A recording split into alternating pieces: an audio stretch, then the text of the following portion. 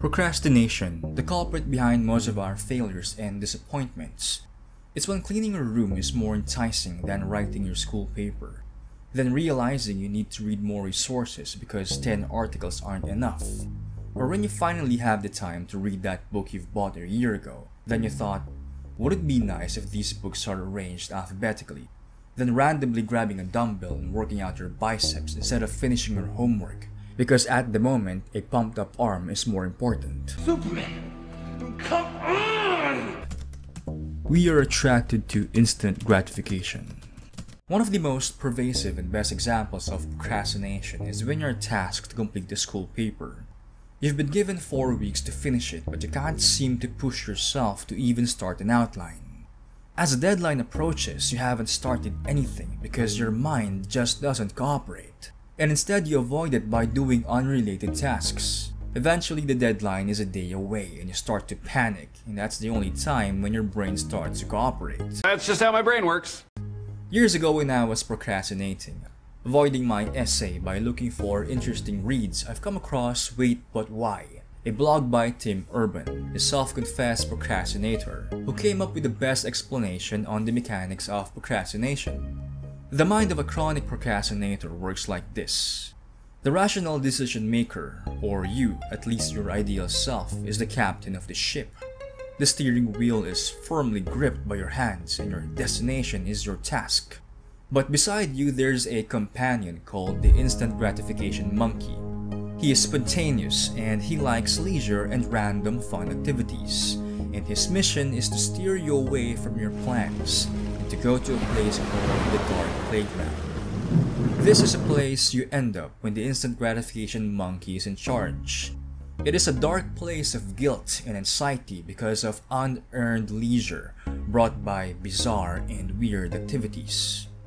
Tim Urban listed feelings and activities that are so relatable it's funny and depressing, such as watching documentaries in YouTube, checking your fridge every 10 minutes, stalking Facebook friends and then having a depressing nap. But the instant gratification monkey has one big fear, and that is the panic monster. The panic monster wakes up when the deadline is dangerously close. Here you start cramming and forcing your brain to focus and generate ideas. Yes, you will finish it and you'll be proud of yourself, but you're not fooling anyone by the quality of your output. You got an F? Procrastination and deadlines. A study in 2001 conducted by Carlos Wertenbrock and Dan Ariely explains how procrastination and deadlines are intertwined. They set up 3 classes and each had 3 weeks to finish 3 papers. Class A had to submit all 3 papers on the last day of the class. Class B were given the choice to choose 3 separate deadlines for each paper, but had to stick to the schedule. And Class C had to submit 1 paper per week. Which do you think did the best? Class A, who had the most time for all 3 papers, did the worst. Class B, who chose 3 deadlines in advance but had to commit to them, did second best. And Class C, who had to pass 1 paper per week, did the best. So how did this happen when Class A had the most freedom?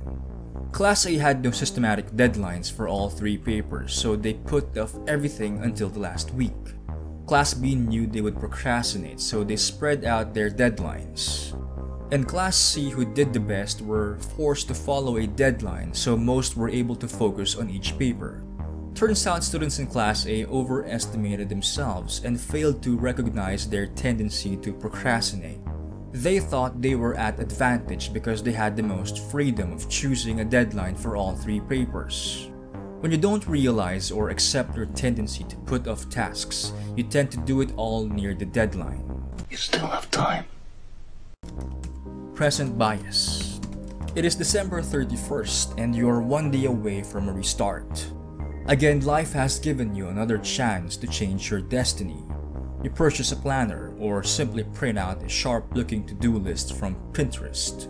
You fill it out with all life-changing goals such as starting a keto diet, reading a book per month, and starting a draft of your novel. It's gonna be your year. Fast forward to 12 months, you've lost a couple of pounds, read a book or 2, and you finished your novel's character sketch. Nothing much has changed, you're still exactly the same you a year ago. What happened between those written goals and desired results? You might have bought vegetables and fruits, but along the way you were tempted to cheat here and there, then eventually lost motivation to stick to it. Maybe you've read a book or two, but you've wasted free time in mentally easy but gratifying tasks like looking at memes and reading snippets of information online. Problem is, you've overestimated your future self when you were writing down your plans. This is called present bias. It is when you overvalue immediate rewards at the expense of long-term payoffs. As we all know, losing weight doesn't happen overnight. The real payoff from gaining knowledge and wisdom from reading books doesn't arrive immediately. And seeing structure in your novel certainly will take months or even years. But eating chocolates, scrolling down posts on social media, skipping gym days are instantly gratifying, especially not doing anything by sleeping. Present bias could also affect bigger parts of your life, such as unprotected sex, delays in your tasks that are career damaging, and not going to the doctor's appointment. You can't really blame yourself in being susceptible to this mental flaw because our ancestors survived this way. They weren't used to seeing their grandchildren grow, let alone see them born. Life expectancy was short and their brains didn't evolve to long-term planning.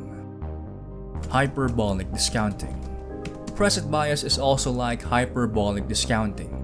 It is when we prefer smaller payoffs now over larger payoffs later. If I offer you $10 now or $50 next year, which would you take? I'm sure you would choose $10 because you can enjoy it now. After all, who knows what will happen next year? The future is a blurry realm of unpredictability. The farther the payoff is in the future, even if it's a greater one, the less it becomes enticing. Having a clean room now seems better than submitting your school papers at the last day of the class. Or having a bookshelf arranged by genre may seem preferable at the moment than having a job in a month. Hyperbolic discounting is a type of procrastination where we throw all our tasks in hopes of somehow figuring out how to accomplish them, whether by finding the right time or having the mental capability to do it. So what do I do with this information? The key in beating procrastination is outsmarting your brain. Research shows the pleasure-seeking part of our brain lights up when presented with instant gratification things. In the late 60s, Walter Mischel conducted an experiment in Stanford University about self-control. In the experiment, each child was presented with a marshmallow. The children were told if they could wait while the researcher was out, they can get another marshmallow when the researcher returns. If they didn't want to wait, they can ring the bell and the researcher will return, but they will only get one marshmallow. The kids who were willing to wait for a second treat realized they couldn't just stare at the marshmallow and not eat it. So what they did was distract themselves by looking away or tapping their feet. Others, as per instruction by researchers, mentally reframed the marshmallow into pictures, making the temptation less immediate. Walter followed the children later in their lives, and he found out that those who knew how to cope up with temptation did better in life, scored more in SATs, earned more money, and were healthier and happier. In procrastination, the key is recognizing your brain is susceptible to instant gratification, but you can develop strategies to outsmart it. There are simple ways to force you to focus on tasks such as disabling the internet in your computer or pulling the plug in your router. Programs like Freedom disable your internet for a certain period of time to combat online distraction. In losing weight, subscribing to dietary programs such as Nutrisystem will force you to follow a strict meal plan. In fitness, a personal gym instructor will push you to go to the gym and will assure you stick to a workout program. The key to winning against procrastination is beating it before it even emerges, or having a game plan when it comes. It is a battle against the future you, because now you may be motivated, but the other you in the future will be your enemy. If you like this video, please leave a like and subscribe.